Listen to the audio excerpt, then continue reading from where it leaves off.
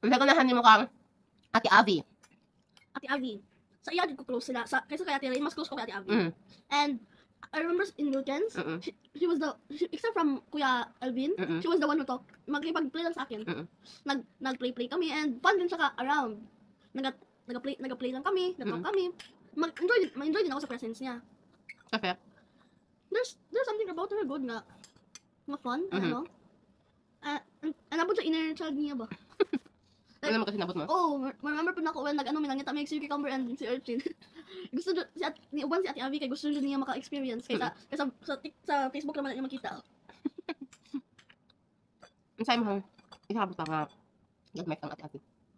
Malibay subukan siya ha? Oh. Magsabot doon mitulo ni Pops. Ginadmire doon ako na kay saan ba kay kamera doon ni Pops. Magsabot. Pero nauban si Ate Avi since nagkaila sila ni Ate Rain, nagkaila sila duha. Kaya ginadmire doon ako si Ate Avi kay kamera ba duha ni Pops no. Karon na si Ate Avi. Kami natulog. Kami ganun sige mig reklamo on the way pabalik sa Wilkins. Kay kami daghan namin nakita pero dagton pud mi pa uli. Tapos si Pops ni KJ si Ate si Kayla no. Tapos Avi no. Tapos nga ni Ate Avi. Magsabot doon mitulo. Sabay pa si Ate Avi. Kasi ganahan mo kay si Ate Jana. Relax lang. Ate Jana. Relax lang kay Ate Jana. Relax lang siya. Isa pa. Hindi ko gusto mga negative so yan. Magandang kayo close ni Ate Jana. Hindi kayo close. Mas close pa mo ni Kuya Elvin. Uyab. Kasi ganahan mo kay Kuya Elvin. Kuya Elvin, nangaw siya kadula. Especially dito sa pool. Sige mig catch dito ami. Tapos sige ginadula pa ko ng volleyball. Pero that's my first time nakita ko siya ha. Sa weekends. Yeah. Ako naman dito sa bahay. Once. I remember. Or wala nagkita na. I remember anything. Dala siya ni Ate Jana. When? I can't remember when. Basta first time ko na ako na-meet si Elvin. Pero dito na ako first na close si Kuya Elvin. Katong naan namin dito sa pool. Or katong napami sa car ride mi nag-close na duha. Sige mig storya kasi pabalik mi si Kuya Elvin ginadugdukan pa niya behind sa back si Kuya Ate Jana. Like ulit mo pagpalugubog lagi ka. Kanang giningon ni Kuya Elvin sa ako, katawa gani pud mi. Kinaano ni ginasungog si Ate Jana. Oo. Tapos remember, dili ni part sa topic na to ha, pero remember na ako. Karon nga nag-ask sa ako, wala ako ng story sa imo. Si Ate Jana katong nagsuka siya. Nagingon lagi siya. Ano ang suka warm? Ay ano ang suka init? Tapos yun ni Kuya Elvin, ano tayo mo? Doon sa manigulo ka.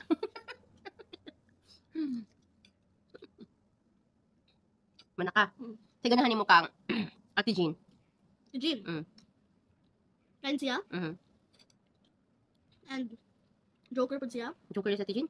Sige Joker dito kami marunong ganaw itong recital. Oh? Sige Joker dito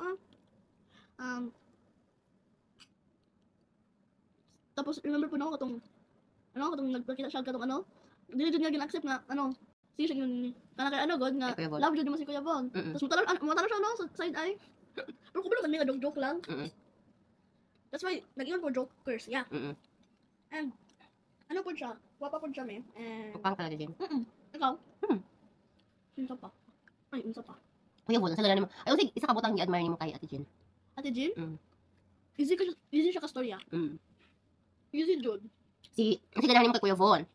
Si Kuya Bon? And I don't really know him, Mimi. Yeah. Pero ganahan ako siya. Na-admire siya, ha? Kaya how siya mag-play og guitar and piano. Or keyboard. No? Ganahan ako siya, ha? And admire. Tapos si Ate, pero hilas kay si Ate Rain. Diba? Katong sa recital din ako, hilas kay siya. Hilas na hilas, ma'am. Sige, dati ka na gani. Ganahan siya si Kayla. Hilas lang si Ate Rain, pero ang hard, yapon siya. Oo, hard kay siya. Baba. Sabayo. Sige.